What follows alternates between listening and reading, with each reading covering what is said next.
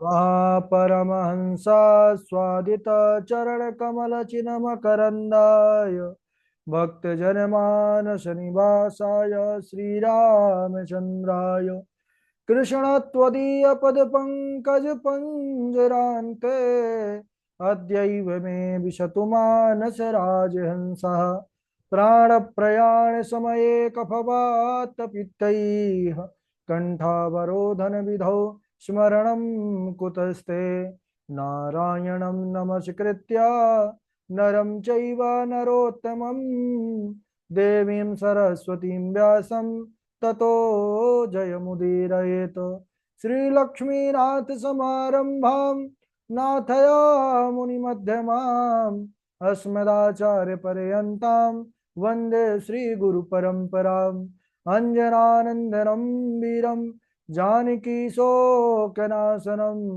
कपीशमक्षहन्तारं वन्दे लङ्काभयङ्करम् भक्ति भक्त भगवंत गुरु चतुर्नाम वपुएक इनके पद वंदन किए नासत विघ्न अनेक बोले वृंदावन बिहारी लाल की जय भागवत महापुराण की जय सुखदेव भगवान की जय परम मंगलमय परात्पर अखिलेश्वर अचिंत कल्याण गुणगण निधान सर्वेश्वर सर्वाधिपति अकारण करुणा वरुणालय अकारण करुणाकारक सकल जन कल्ल सापहारक परात्पर पर ब्रह्म सच्चिदानंद स्वरूप परम पिता परमात्मा श्री राधा गोविंद सरकार राधा रमण बाधा हरण श्री बांके बिहारी लाल उनका यह वांगमय शब्दमय विग्रह श्रीमद् भागवत महापुराण कोटि कोटि नमन कोटि कोटि प्रणाम इस परम पावन पुराण ग्रंथ पारमहंस्यों की पावन संहिता को परमाराध्य नंद नंदन यशोदा नंदन ब्रज नंदन देवकी नंदन श्याम सुंदर श्री कृष्ण के पाद पद्मों पर कुर्चा नमन नतमस्तक वंदने बम अभिनंदन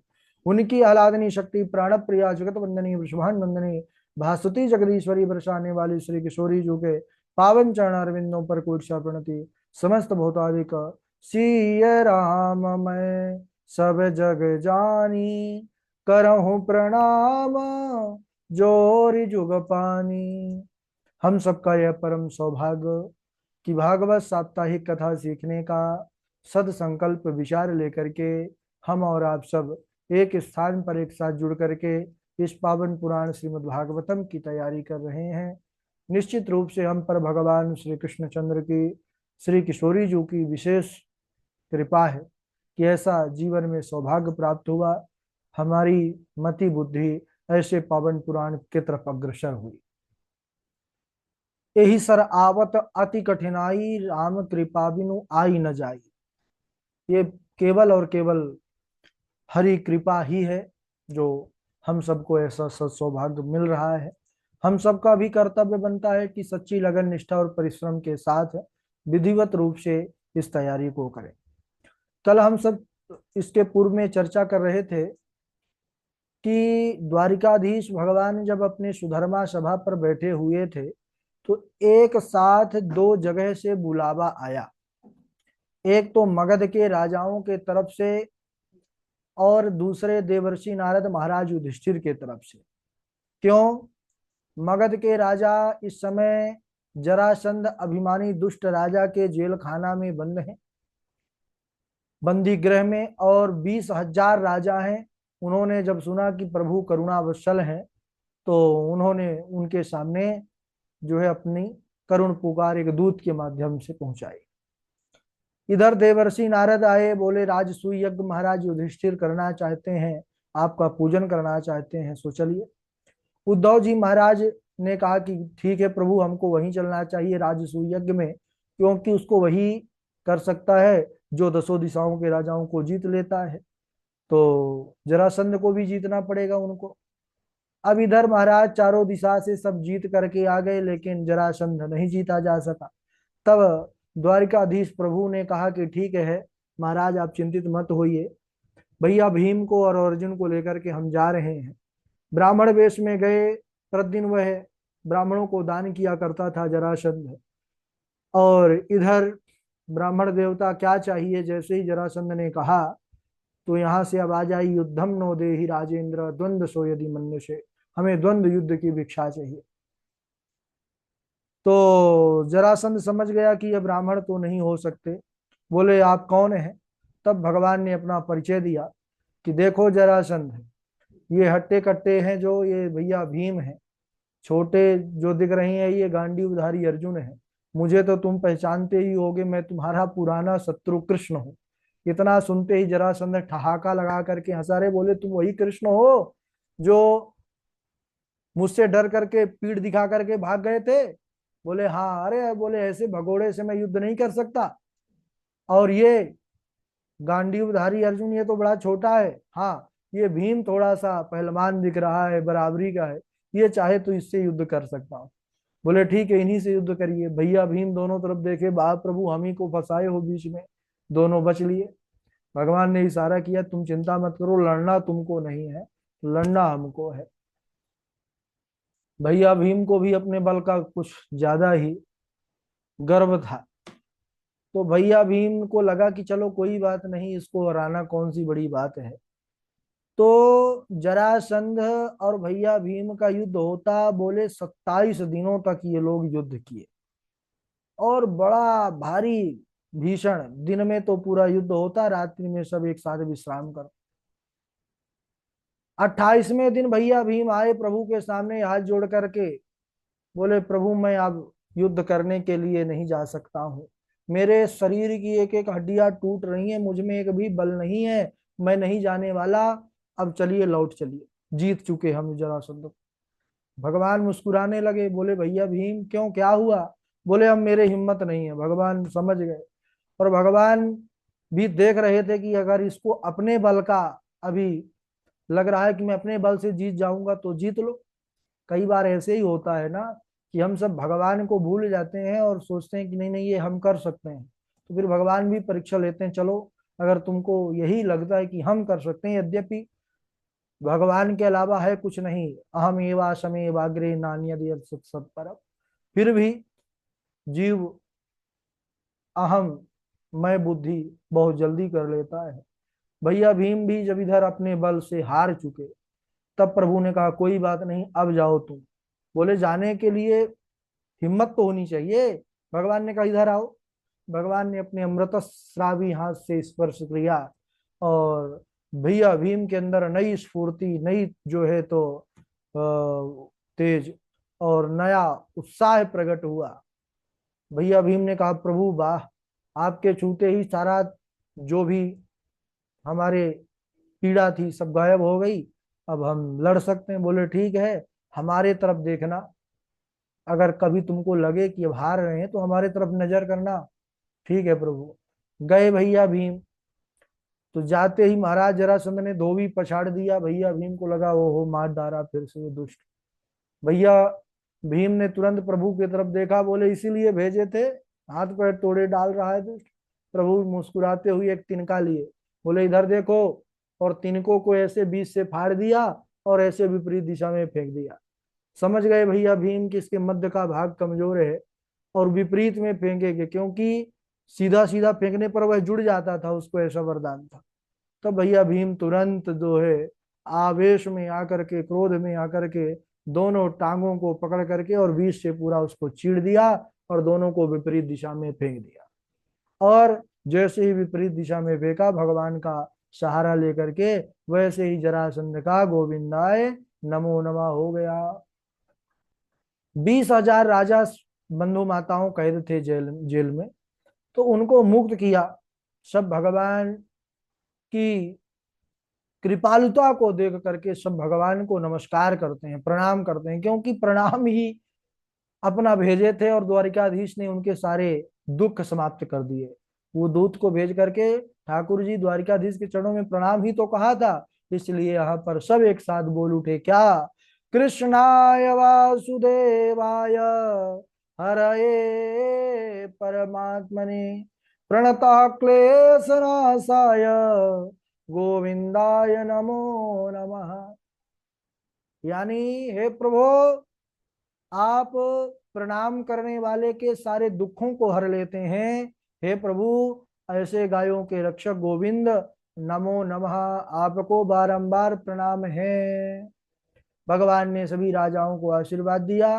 भीम अर्जुन के साथ वह हस्तिनापुर को लौट आए।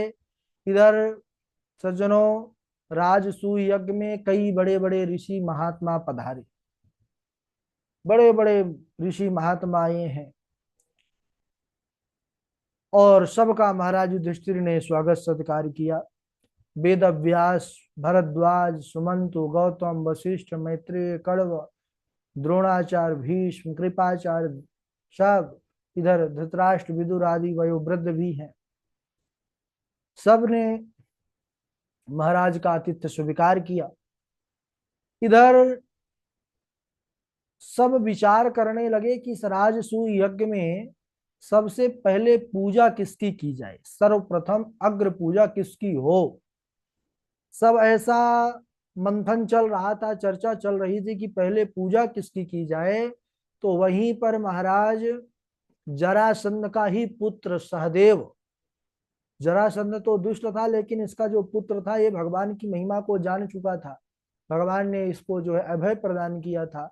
इसीलिए सहदेव खड़ा हो गया और कहने लगा कि अरे, जिस जगह पर यदुवंश कुल शिरोमणि भगवान द्वारिकाधीश कृष्णचंद्र विराजमान हो, वहां पर किसी और के अग्र पूजा करने का कोई विचार कैसे कर सकता है। अरे, सबसे पहले पूजा तो प्रभु की ही होनी चाहिए। तो सबने कहा साधु साधु साधु, जो साधु लोग थे सब उन्होंने इसका स्वागत किया, इस विचार का। लेकिन वहीं पर भगवान का जो है बुआ का लड़का शिशुपाल, वह विरोध में खड़ा हो गया। तो ये इतिहास की बात है महाराज, आज की बात नहीं है ना, कि कोई अच्छा कार्य करने जाओ तो दूसरे लोग सहयोग कर देंगे, लेकिन अपने ही विरोध में खड़े हो जाएंगे। बुआ का लड़का है, और तो बाहर बाहर से ऋषि महात्मा आए थे, सबने साधु साधु करके उनका आदर किया, उनके इस विचार का। लेकिन बुआ का लड़का शिशुपाल खड़ा हो गया, बोले कि अरे, तुम लोग की बुद्धि खराब हो गई है। इतना बड़ा यज्ञ है जहां पर इतने बड़े बड़े ऋषि मुनि देवता आए हैं, वहां तुम इस कुल कलंकी ग्वाले की, इस कन्हैया की पूजा करने की बात कर रहे हो। अरे, ना तो इसके कोई जात का पता है, न वर्ण का पता है, लौकिक मर्यादाओं को छोड़ करके समुद्र के बीच में किला बना करके रहता है, आने जाने वाले राहगीरों को लूट लेता है। इस प्रकार भगवान को बड़ा भला बुरा कहने लगा, गाली देने लगा महाराज। अच्छा, बुआ के सामने भगवान ने कहा था कि इसका वध मेरे हाथों है, क्योंकि ये ऐसा करेगा। तो उन्होंने कहा भाई गलती माफ कर देना। तो उन्होंने कहा ठीक है बुआ, एक दो चार मैं इसके नहीं, 100 गलतियां माफ करूंगा। और जैसे ही शिशुपाल ने 100 गालियों के ऊपर पहुंचा, 101 निकला, वैसे ही भगवान के हाथों से चक्र सुदर्शन निकला और उसका सिर जो है धड़ से अलग कर दिया। गोविंदाय नमो नमः हो गया। लेकिन भगवान के हाथों मरना भी प्रभु के परम धाम को पाना है।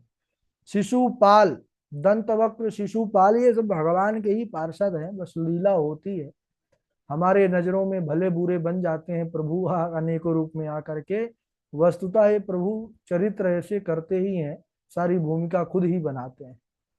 तो शिशुपाल के शरीर से दिव्य ज्योति निकली, जो भगवान के चरणों में ही समाहित हो गई, है ना। वो अगर कोई इतना ही बुरा होता तो भगवान के चरणों की गति कैसे पाता। इसके बाद सुखदेव भगवान कहते हैं कि हे परीक्षित, जब यज्ञ प्रारंभ हुआ तो सबको अलग अलग कार्य मिला। भैया भीम रसोइये का काम संभाल लिए। क्यों? क्योंकि खिला वही सकता है जो खा सकता है, ये सही बात है। भैया भीम को भंडारी बनाया गया कि आने जाने वालों को बढ़िया चकाचक भोजन पवाओ भाई। क्यों? अरे भाई, अब विचार करिए, खिलाने पर कोई ऐसा व्यक्ति नियुक्त हो जाए जो स्वयं 2 रोटी खाता है, 2 रोटी आज तक उसने उससे ज्यादा खा नहीं पाया, और कोई 8-10 खाने वाला बैठ गया, तब तो चक्कर में पड़ जाएगा। उसका माथा घूमने लगेगा, अरे भाई मैंने तो आज तक 3 नहीं खा पाई और ये 8। लेकिन जो स्वयं महाराज बढ़िया आहार लेता है, अब उसके सामने कौन आएगा, और उसको यही लगेगा अरे अभी तो आपने कुछ पाया ही नहीं है, तो इस प्रकार बढ़िया पवाएंगे। भैया भीम हमारे खूब खाते हैं, इसलिए उनको भंडारी नियुक्त किया गया कि सबको बढ़िया प्रसाद पवाना है। बोले ठीक है। इधर जो दुर्योधन था उसको बांटने में, धन खजाना बांटने में, दान देने में लगा दिया। अच्छा कोई अपना होगा तो उसको हो सकता है कहीं लोभ आ जाए कि अरे भाई हमारा कहीं धन थोड़ा सा कम ना हो जाए, इसलिए थोड़ी थोड़ी बातों। लेकिन अच्छा कोई आपसे द्वेष करता है, अगर वो ऐसे जगह पर आ जाएगा तो और लुटाएगा उसकी ये जल्दी कंगाल हो जाए। लेकिन अब भगवान जहां है वहीं अष्ट सिद्धि नवनिधि के दाता है। अष्ट सिद्धियां नवनिधियां भगवान की दासी हैं, हाथ जोड़ करके खड़ी रहती हैं, तो वहां क्या कुछ चीज की कमी होने वाली है? इसीलिए उसको दुर्योधन को नियुक्त किया भाई कि खूब तुम लुटाओ।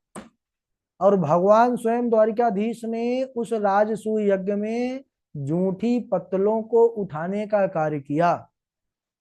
इस प्रकार बड़ा सुंदरता के साथ वह राजसूय यज्ञ द्वारिकाधीश की कृपा से वह पूर्ण हुआ। अब जहां भगवान श्री कृष्ण है वहां पर यज्ञ तो पूर्ण ही होगा। इसके बाद महाराज युधिष्ठिर ने ब्राह्मणों को खूब दान दक्षिणा दिया, अतिथियों का सम्मान किया और सबकी विदाई किया। भगवान श्री कृष्ण पांडवों के प्रेम के कारण कुछ दिन वहीं ठहर गए। जब श्री कृष्ण इंद्रप्रस्थ में थे उस समय शिशुपाल के सखा साल्व ने अपने मित्र के वध का समाचार जब सुना तो बदला लेने के लिए उसने भोले बाबा की आराधना प्रारंभ कर दिया। उसने सुना कि सबसे जल्दी प्रसन्न होने वाले भोलेनाथ हैं, तो साल्व ने जल्दी से भगवान भोले को ही प्रसन्न करने के लिए तपस्या करना प्रारंभ कर दिया। अच्छा भोले बाबा प्रसन्न भी हो गए। प्रसन्न हो करके बोले कि क्या चाहिए? बोले कि महाराज हमको जो है दिव्य कोई ऐसा दृढ़ दुर्ग प्रदान करिए जिससे यह देवता लोग हमसे लोहा ना ले सके। तब भगवान शंकर जो है प्रसन्न हो करके सौभ नामक दिव्य विमान प्रदान किया। अच्छा वो सौभ नामक विमान दुर्ग यानी किले के समान था, उसके आने जाने की गति का कोई अंदाजा भी नहीं लगा सकता था। और उसी का सहारा लेकर के साल्व द्वारिका नगरी को नष्ट करने लगा। इधर भगवान को अनेकों प्रकार के अपशगुन दिखाई देने लगे। तब वे पांडवों से आज्ञा लेकर के द्वारिका को प्रस्थान करते हैं और द्वारिका की रक्षा बलराम जी को छोड़ करके नियुक्त करके स्वयं उस साल्व से लोहा लेने के लिए युद्ध करने के लिए आते हैं। और जैसे ही भगवान श्री कृष्ण को देखा तो वैसे ही उनके सारथी पर शक्ति नामक अस्त्र का प्रयोग किया। भगवान ने उसके सारे अस्त्रों को नष्ट कर दिया, गदा का प्रहार किया, उसका विमान जो था वह चूर चूर हो गया। साल्व क्रोधित होकर के हाथ में गदा लेकर के भगवान कृष्ण को मारने को दौड़ा। तब द्वारिकाधीश प्रभु ने चक्र सुदर्शन का स्मरण किया और साल्व का सिर भी धड़ से अलग कर दिया। गोविंदाय नमो नमः हो गया। साल्व के मृत्यु के पश्चात उसका मित्र दंत वक्र आया, भगवान ने उसका भी संहार किया। इसके बाद दंत वक्र का भाई विदुरथ आया, भगवान ने उसका भी वध किया। इस प्रकार जो दुष्ट थे भगवान ने सबका संहार किया। इसके बाद सुखदेव भगवान कहते हैं, क्या कहते हैं उसको हम अगले दिवस श्रवण करेंगे। आज यहीं तक। बोलिए द्वारिकाधीश भगवान की जय। बारी बारी से सब लोग श्लोक सुनाएंगे। सर्वप्रथम हमारे झा जी हैं, झा जी के बाद इंदु पराशर जी हैं, जीवेश जोशी जी हैं, डॉक्टर वैशाली जी हैं, आकांक्षा शुक्ला जी हैं और उज्जवल मोहनदास जी हैं, मिथिलेश पांडे जी हैं और उमंग शुक्ला जी हैं, नीरज दुबे जी हैं, संगीता जी हैं, हर्षिता जी हैं। ठीक है, झा जी का स्वागत है। राधे राधे गुरु जी। राधे राधे। स्वदत्तां परदत्तां वा ब्रह्मवृत्तिं हरे च यः षष्टिवर्षसहस्राणि विष्टायाम जायते कृमे। राम रामखिलाधार प्रभावं न विदामते मूढ़ानां नः कुबुद्धीनां संतुमर्हसि अतिक्रमम्। राधे राधे गुरु जी।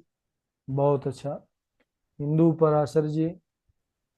राधे राधे गुरुजी प्रणाम। हाँ राधे राधे। स्वदत्तां परादत्तां वा ब्रह्मवृत्तिं हरेच्छया षष्टिवर्षसहस्राणि विष्टायां जायते क्रमे। राम रामाखिलाधार प्रभावं न विदामते मूढानां न कुबुद्धीनां क्षन्तुमर्हस्यति क्रमम्।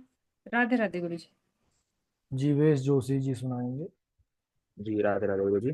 राधे राधे। गुरुपुत्र मिहानीतं निज कर्म निबंधनम आनयस्व महाराज मच्छासन मच्छासन पुरस्कृतः वृष्णीनां प्रवरो मंत्री कृष्णस्य दयितः सखा शिष्यो बृहस्पति साक्षात् उद्धवो बुद्धिसत्तमः। राधे राधे। डॉक्टर वैशाली जी। राधे राधे गुरुजी। राधे राधे। नाहं हलाहलं मन्ये विषं यस्य प्रतिक्रिया ब्रह्मस्वं हि विषं प्रोक्तं नास्य प्रतिविधिर्भुवि स्वदत्तां परदत्तां वा ब्रह्मवृत्तिं हरेच्छयः षष्टिवर्षसहस्राणि वित्तायां जायते कृमि।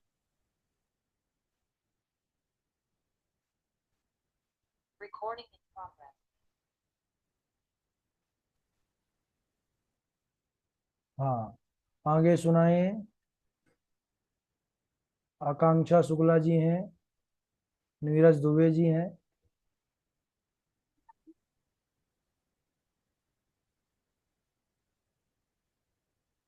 भजतो नो भजन्ते एक एतत् विपर्ययम् न भज्यां भजन्ते क एक न भुवि साधुते भजतो नोऽपि कथयचित् भजन्ते य भजे कुतः आत्मारामेव काम अर्पिताप्या गुरुद्रोह।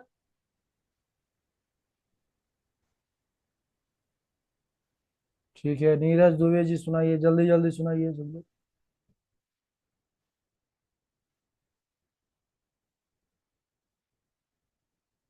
नीरज दुबे जी व्यस्त हैं तो आगे सुनाए मिथिलेश पांडे, उज्जवल मोहन दास जी, उमंग शुक्ला जी। राधे राधे गुरुजी। राधे राधे। अपि स्मृति नः कृष्णो मातरं सुहृद सुखीन् गोपान् व्रजं चात्मनाथं गावो वृन्दावनं गिरिम् वृष्णीनां प्रवरो मन्त्री कृष्णस्य दयितः सखा शिष्यो बृहस्पति साक्षात् दुद्धवो बुद्धिस्तमा। राधे राधे उद्धवो गुरुजी। उद्धवो बुद्धिष्टम है ना। जी गुरुजी। हम्म।